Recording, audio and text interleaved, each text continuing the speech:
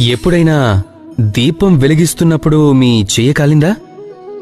ఒకసారి గుర్తు చేసుకోండి ఆ అనుభవాన్ని. ఇప్పుడు కూడా ఆ బాధ మీ మనసులో కెరటంలా కమ్మేస్తుంది.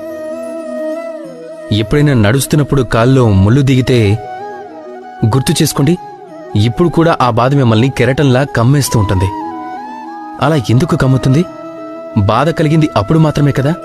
కాని ఎప్పుడు గుర్తు చేసుకున్న ఆ బాధ మీ మనసును ఇప్పుడు కూడా కలవరపరుస్తుంది. ఎందుకని? అలా ఎందుకు జరుగుతుంది? జీవితంలో మనం బాధని ఎప్పుడు అనుభవించినా అప్పటి నుండి ఆ బాధను మనతోనే తీసుకువెళ్తూ ఉంటాం. కారణం ఒకటే, చింత. ఎంత బాధనైనా చింత కలిగించినంత కష్టాన్ని, వేదనని ఇంకేదీ కలిగించలేదు. కనుక చింతించడం మానేయండి. చింతను విడిచిపెట్టేస్తే జీవితాన్ని ప్రశాంతంగా గడపచ్చు. మీరు భూతకాలం, భవిష్యత్తు కాలాల గురించి చింతించడం మానేయండి. వాటి గురించి ఆలోచించడం మానేయండి.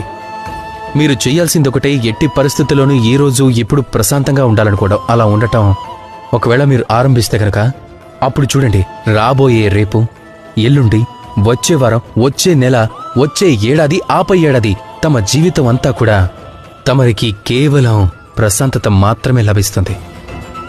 అందుకే చింతించడం అని ప్రశాంతంగా ఉండండి. రాధాకృష్ణ.